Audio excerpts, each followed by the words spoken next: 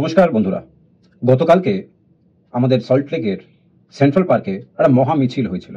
আপনারা সকলেই জানেন সেই মহা মিছিলে ডাক্তারেরা, জুনিয়র ডাক্তার ফ্রন্ট এবং এন্টায়ার মেডিকেল ফ্রেটার্নিটি যারা এই আন্দোলন চালিয়ে যাচ্ছেন তারা সাধারণ নাগরিকদের একটা ডাক দিয়েছিল।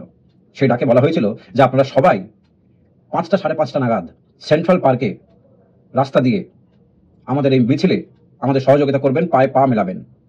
একটা সাংঘাতিক আপডেটও ছিল যে আমাদের যে আরজি করের যিনি ফর্মার হেড ছিলেন সন্দীপ ঘোষ, তিনি এই ধর্ষণ এবং খুনের মামলাতেও কিন্তু এখন দোষী হিসেবেই সিবিআই ট্রিট করছে এবং তাকে আবার নতুন করে অ্যারেস্ট করা হয়েছে। এই মুহূর্তে যাতে এই আন্দোলন কোনোভাবে শান্ত না হয়ে যায়, সাধারণ মানুষের কাছ থেকে একটা সামান্য তারা অনুরোধ করেছিলেন, কিন্তু সেই অনুরোধটা এই বাংলার মানুষ কি করে তার প্রতিদান দিয়েছে সেটা আমি নিজে গিয়ে দেখলাম। আমি গিয়ে দেখলাম যে কিভাবে এই মহামিছিলে মানুষ প্রসেশনের মতন পাড়ার থেকে বেরিয়ে এসছে, ছকে ছকে যাচ্ছে, নিজেদের ট্রুপস করে করে যাচ্ছে। কেউ রিক্সার মধ্যে, কেউ বড় ম্যাটাডোরে মাইক্রোফোন বেঁধে যাচ্ছে। ঠিক যেরকম করে আমরা দুর্গাপুজো বা কালী পুজোতে প্রসেশন দেখি, পাড়ার প্রসেশনগুলো প্রসেশন রোডের উপর দিয়ে যায় নিজেদের পারফরমেন্স দেখাতে। অনেকটা ওই রকমই আমি নিজের চোখে গিয়ে দেখলাম। যখন আমি ওখানে পৌঁছই তখন ভালো বৃষ্টি পড়ছে, কিন্তু তারা রেনকোট মাথায় দিয়ে, কেউ ছাতা মাথায় দিয়ে, ছোট ছোট বাচ্চাদের থেকে শুরু করে বয়স্ক লোকেরাও সেই মিছিলে হাঁটছিল। তাদের অনেক রকমের ডিমান্ড, নানান রকমের স্লোগান, কিন্তু কয়েকটা কথা যেগুলো আমাদের মাননীয় মুখ্যমন্ত্রী এবং তার দল বলেছে, যেগুলো আমাদের গায়ে জ্বালা দিয়েছে, সেই কথাগুলোর মধ্যে কয়েকটা কথা আমি বলি। যেমন ধরুন, তৃণমূল দলের নেতাদের কাছ থেকে আমরা শুনেছি যে ডাক্তাররা প্রতিবাদ করছে তারা ডাক্তার হওয়ার যোগ্য নয়। আমরা শুনেছি যে ডাক্তাররা মিড নাইটে বয়ফ্রেন্ডের সঙ্গে ঘুরতে যায়, তাদের সঙ্গে নানান রকমের জিনিস ঘটতে পারে। আমরা শুনেছি যে এই তৃণমূল দলের থেকে বলা হয়েছে যে এখন যদি পেশেন্ট পার্টির লোকেরা গিয়ে এই জুনিয়র ডাক্তারদের উপর হামলা করে তাহলে তাদের কে বাঁচাবে। আমরা এটাও শুনেছি তৃণমূলের দলের নেতাদের কাছ থেকে যে এন্টায়ার ব্যাপারটাই নাকি পলিটিসাইজড। যে খাবারগুলো ওখানে বিতরণ করা হচ্ছে সেই খাবারগুলো খেতেও বারণ নাকি করা হয়েছে। এবং শুধু তাই নয়, যেটা আরো নোংরামোর চরম জায়গায় চলে যায়, যখন তৃণমূলের তরফ থেকে বলা হয় যে এই যে মিটিং মিছিল যেগুলো চলছে সেগুলো নাকি একটা ডিস্কো চলছে, এই ডিস্কো বন্ধ করুন। এই ডিস্কো দিয়ে কোনোদিন কেউ নিজের দাবি পূর্ণ বা নিজের দাবিগুলোকে মানিয়ে নিতে পারেনি, এই ডিস্কো বন্ধ করুন। তো এই যে কয়েকটা কথা, যখন এই সরকারের যিনি সুপ্রিমো মাননীয় মুখ্যমন্ত্রী, তিনি চাইছেন কথা বলার জন্য, আর তিনি এটাও ইনস্ট্রাক্ট করেছেন নিজের দলের তরফ থেকে দলের লোকেদেরকে যে উল্টো পাল্টা কোনো কমেন্ট যেন কেউ না করে, তা সত্ত্বেও এরা দিদির কাছে হওয়ার জন্য, দিদির পাশে থাকার জন্য, দিদি কতটা কাছে যাওয়া যায় তার সেটার জন্য উল্টো পাল্টা নানান রকমের নোংরা কথা বলে যাচ্ছে। সেগুলোর জবাব কাল পেলাম মহামিছিলে। আমরা দেখতে পেলাম যে কি করে মাননীয় মুখ্যমন্ত্রী বললেন যে এতদিন তো হয়ে গেল, মাসখানেক তো কেটে গেল এবং তোমরা এবার সবাই মিলে বন্ধ করো, তোমরা উৎসবে ফিরে এসো। সেও দেখলাম সে উৎসব হবে না, বাংলায় দুর্গাপুজোর উৎসব হবে না। অকাল বোধন যেটা আমরা দেখি, যেটা আমরা প্রত্যেক বছর করি, অনুভব করি, সেটা এবারে হবে না যতক্ষণ না এই আরজি করের অসুর বিদায় হচ্ছে। এই ধরনের সব স্লোগান আমরা শুনলাম। অতএব মহামিছিল ওয়াজ এ গ্র্যান্ড সাকসেস। কয়েকটা ক্লিপিংস আমি তোলার চেষ্টা করেছি, একবার দেখে নেব।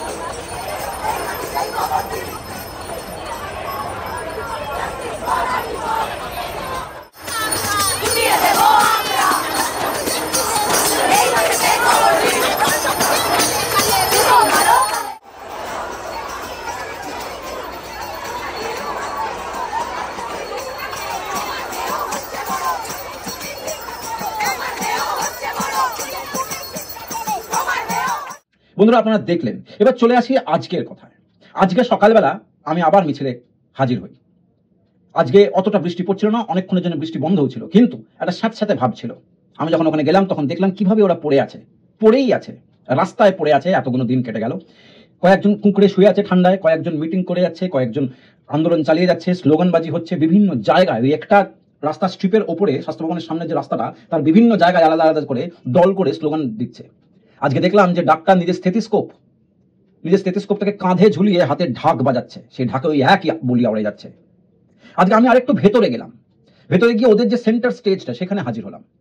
সেখানে হাজির হয়ে আমি দেখলাম যে একটা ব্রেনের মতন রাখা আছে। সেটা আমাদের সরকারের ব্রেন, যার কাছে সেই ব্রেন আর নেই, তার ব্রেন কাজ করছে না, সেটা সিম্বলাইজ করেছে। সেখানে অভয়ার একটা একটা মেটাফরিক ছবি লাগানো আছে, যেখানে ইনসাফ চাইছে, পাশে লেখা আছে 5 দফার ডিমান্ড। আমি যখন ওখানে পৌঁছলাম থেকে সেন্টার স্টেজ থেকে, এদের আন্দোলন আবার নতুন করে শুরু হচ্ছে। আমিও তাতে যোগ দিলাম। আমি মাইক্রোফোন, আমার ক্যামেরা বললাম পরে হবে, আজকে যোগ দে। সেখান থেকে একটা ডাক্তার বন্ধু বলল, আপনি যোগ দিন, আমি রেকর্ড করে দিচ্ছি। সে আমার হয়ে রেকর্ড করে দিল। একটা ফুটেজ আছে, একবার দেখে।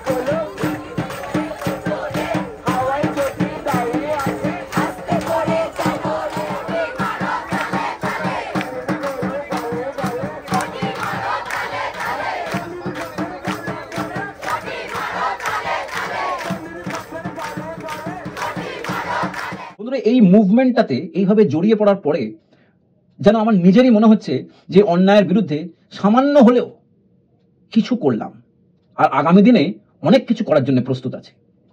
আজকে আবার সরকারের তরফ থেকে ডাক্তারদের আবার সেই 30 জনের টিমকে ডাকা হয়েছে। লাইভ রেকর্ডিং করবে না সরকার, ভিডিও রেকর্ডিং করবে না সরকার। আজকে 5টার সময় যে ডেকেছিল সেখানে একটা কেভিয়েট দেওয়া আছে, সেখানে শাসিয়ে দিয়েছে যে এটাই কিন্তু ফাইনাল এবং শেষ চেষ্টা করছে সরকার। কি বোঝাতে চাইছে বারে বারে এই শেষ কথাটা বলে আমি বুঝতে পারছি না। কেউ তারপরে যখন ডাক্তাররা ওখানে পৌঁছয়, ডাক্তাররা সঙ্গে করে নিজের দুখানা স্টেনোগ্রাফারও নিয়ে যায়। বিশ্বাস করা যায় না, এই সরকারকে দিনে দুপুরে রাত্রেবেলা বিশ্বাস করা যায় না। ভালো ব্যাপার হচ্ছে এই যে সরকার তাদেরকেও অ্যালাউ করেছে। মিটিং কিছুক্ষণের মধ্যেই শুরু হবে, বড্ড ডিলে হয়ে গেছে যদিও, কিন্তু মিটিং কিছুক্ষণের মধ্যেই শুরু হবে। এবারে মিনিটস যেগুলো হবে, মিটিংয়ে যেগুলো আলোচনা হলো সেগুলো নিয়ে দুপক্ষই সই করে মিনিটসগুলো আজকেই সরকার দিয়ে দেবে বলেছে। আমরা আশাবাদী যে যখন মিটিংটা শেষ হবে কিছু ভালো জিনিস দেখতে পাবো। যদি তা না দেখতে পাই তাহলে এই আন্দোলন চলছে, আরো তীব্রভাবে চলবে, আমি আবারও যাব, রোজ রোজ যাব, রোজ রোজ গিয়ে কভার করবো, আরো 10 জায়গায় ছড়াবো। এই বলে ভিডিওটাকে শেষ করছি। আপনাদের যদি কোনো কমেন্টস থাকে তাহলে অবশ্যই কমেন্টসে জানাবেন। নমস্কার।